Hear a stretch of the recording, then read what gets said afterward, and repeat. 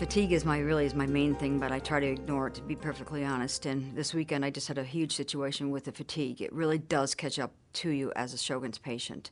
It's not anything, you can't explain it like it's simple, that you're just tired or you could just lay down and rest. It's not like that.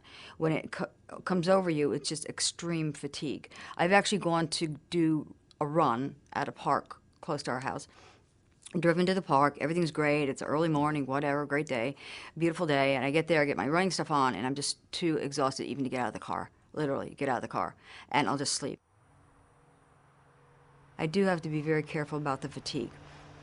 So even though I'm a very active person, you know, I like to ballroom dance, I like to run, I love to spend time with the grandkids, I like to shop, I like to do all these crazy things.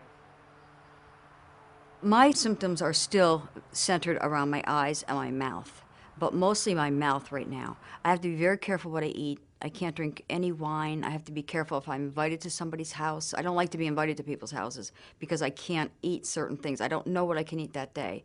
And there's sores in your mouth, cuts in your mouth, so that even if you would eat a chip, it could cut your mouth.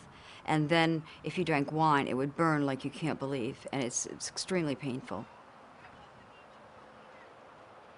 I realized I had dental problems all my life, but we never realized it was related to Sjögren's until really just a couple of years ago we put it together and realized for 30 years I've had dental issues.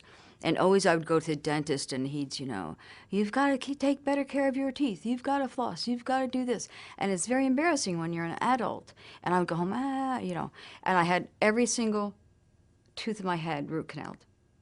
And then eventually I had every single tooth in my head capped, and still problems with my teeth because the caps just don't work when you have that dry of mouth.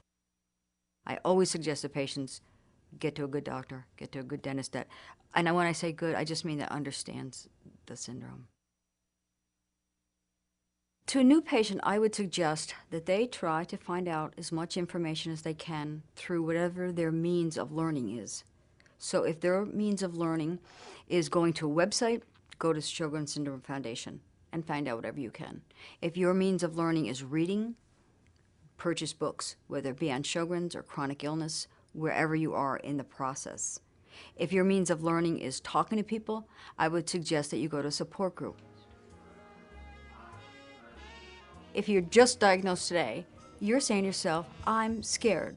I don't know what it's going to mean. And I know one thing, nobody can tell you what it's going to mean, because it is going to be a journey. It's going to be a process of your life. But it's okay to be a little afraid, and I think we all are in all facets of our life. But I think one thing we can tell you is that you're probably going to be better than you think.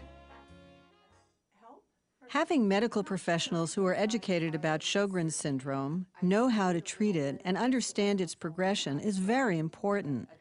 Other Sjögren's patients can be a good resource for finding these specialists.